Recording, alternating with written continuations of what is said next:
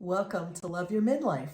I'm so glad you're here. And today we're going to talk about the invisible woman syndrome. Yes, it's a thing.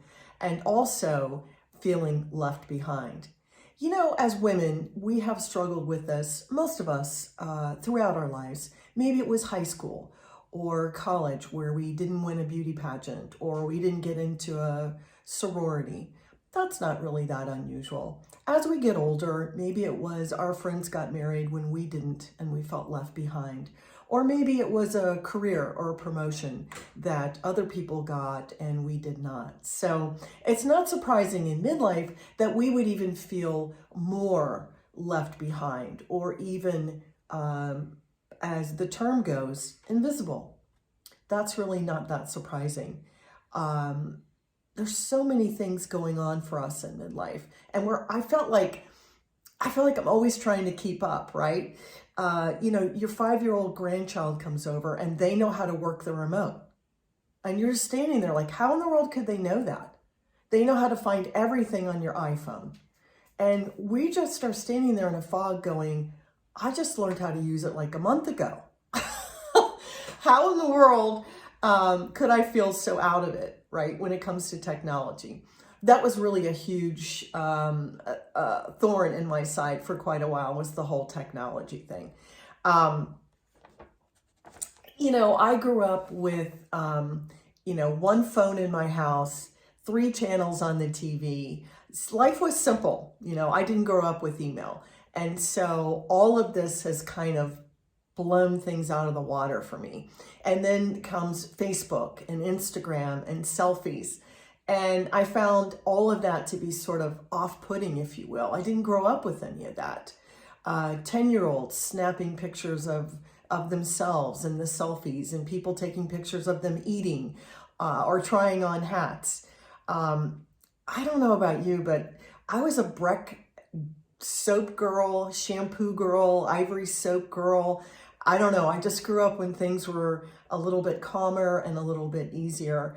And I don't know. I was kind of happy with that, to be honest.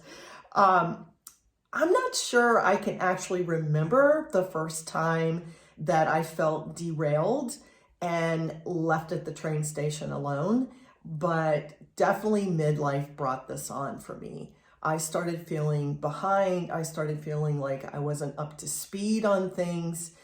I started feeling like I wasn't really into a lot of the things that people were into, especially a lot of the online stuff. I can remember the whole Kim Kardashian thing and her rear end or butt, whatever you want to call it. I was like, oh my God, if that thing gets any bigger, it's going to take out the internet. I don't know. Maybe it was just me. I don't know. But I could not relate to any of this stuff. And it made me feel so out of it. I just couldn't relate to it. I couldn't understand it, actually. And then along came the Super Bowl, and Jennifer Lopez gets up there, and she's 50, and she's got on, half of an outfit, and there's all kinds of stuff going on, and a lot of shaking. And all anybody could say was, she looks half her age. She looks half her age. And I remember thinking, but why is that so important? Why does that matter? And why are we so obsessed with people looking younger or people looking half their age? So some of that even pushed me back a little bit farther because A, I don't get it, and B, I don't think it's important.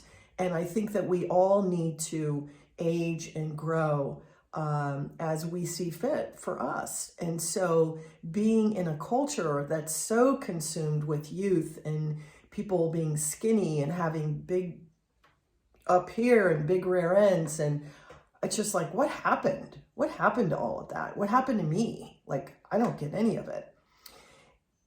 Aging isn't easy for any of us. And I have to say, I definitely felt the invisible woman syndrome, which sounds kind of odd, but it is a thing. Might be even a scientific phenomenon. I don't know. Anyway, It's when you feel passed by. It's when you feel that maybe you're not relevant anymore. Maybe you're not noticed like you were. Maybe you're not, heads aren't turning when you walk across the room. There's so many components to feeling invisible. I know for me, in my late 50s, early 60s, I went through such a funk. I felt like a white sheet of paper. After my last one moved out and went to college, and I know I've shared this before, but I felt such an emptiness, and I felt like, who am I now and what's important to me? And I can remember going places and people say, well, what do you do? Silence. I didn't know what I did. It got to the point where everybody's kind of hip and cool, and I didn't want to say, well, I'm a housewife. I don't know. I just wasn't really comfortable with that. And all of a sudden I was like, but I do want to be doing something. I do want to be involved in something. And I was really, really unhappy, and I really had to figure that out. And that's really why I became a coach and why I helped so many other women cross over that bridge and get to a place where they feel really great about their life. Because we all come to that point where we have to make a change. We have to decide what's important, what's our priority, and where do we want to go from here. It's funny because a recent survey of 2,000 women revealed that by the time many of them were in their mid-50s, they believed that they didn't have the same value they did before. They believed that they weren't as visible as they were before. Ooh, I don't think I really want to hear that, but that's true. Also, 15% of them felt that they had lost their confidence in getting older and what they were good at and knowing what they were good at, right? Knowing what we were good at and knowing what we were doing. We find fault in our physical appearance. We feel overlooked at work, or maybe we feel ignored in a social setting. And a lot of it is just us kind of drawing in and really trying to figure all of this out. So I want to share with you 5 ways to debunk the invisible woman syndrome. Because we can. We can absolutely do anything that we want to do, right? So how about the first one is refuse to feel invisible. Just go, you know what? Wait a second. I've put 60 plus years on this in this world, in my life. I have so much to offer, and I will be involved in things that are important to me and things that bring me joy and where I can bring value to other people in other circumstances, whether it's your job, whether it is your community service, your church, whatever you're involved in. Don't back down. Step up. This is the time to step up and be really, really remarkable women, because we are. It's not the time to feel invisible, and it's not the time to feel left behind. The other thing is always make sure you surround yourself with younger people. Don't just hang out with people your age or people that are older. Sometimes that can even make us feel more invisible or more left behind. Make sure that you're around younger people and listening to what they're saying and what's going on in that generation. That can be very enlightening, and it can actually be really fun. The other thing, number 3, is always keep your sense of humor. No matter what's going on, no matter how you feel, keep your sense of humor, be able to let go of certain things, and be able to laugh at everything. I laugh at everything. I didn't used to, but now I really enjoy it. If somebody says something I don't like, I go, that's really funny. I find that very funny. And it really does take people back sometimes, but it's a great way to always make sure you're engaged and plugged in, is keep your sense of humor, keep your wits about you, keep your sense of humor. And remember to stay on top of your appearance. I see so many women that can look 10, maybe 20 years older because they've kind of let themselves go. And I have a couple friends that went totally gray. don't really care about their appearance, that's absolutely fine. But that might be one thing you could pay attention to that actually might help you feel less invisible, less left behind. To pay attention to maybe your hair or your makeup, or maybe how you dress, your appearance.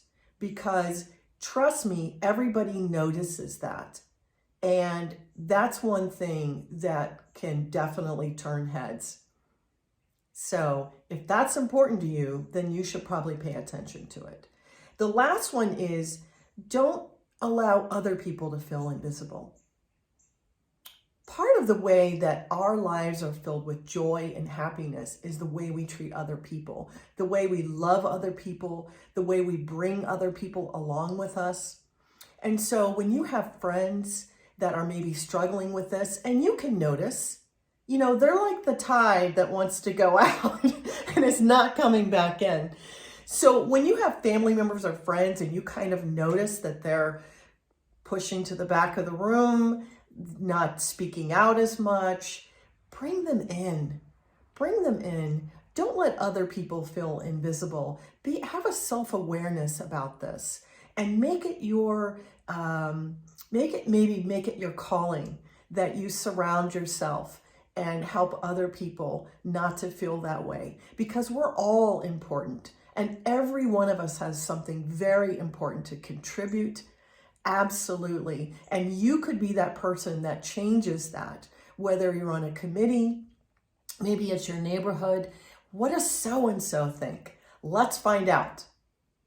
I can't believe what I learned from so-and-so. She has so much valuable information. So we're all on this journey together, and we can all hang in there together, and we can all support each other and really love each other and bind each other together by knowing that we're all going to possibly come across this at some point. If this is a serious issue for you, I would recommend counseling or therapy. I always suggest going and digging a little deeper if you feel like you're in a downward spiral or possibly even heading towards some depression, which can definitely happen when you feel this way. If it's not, then I want to encourage you to step up and be who God and the universe called you to be, this amazing woman, and step into who you are and what you have to say, and surround yourself with really amazing people and stay engaged. You're only invisible if you let yourself be invisible. Remember that. You're only left behind if you let yourself be left behind. I hope this was encouraging for you today, and I hope you'll come back and see Love Your Midlife, where we are looking at everything about midlife, trying to make it more wonderful, more joyful, more fulfilling. All right, see you soon, babes.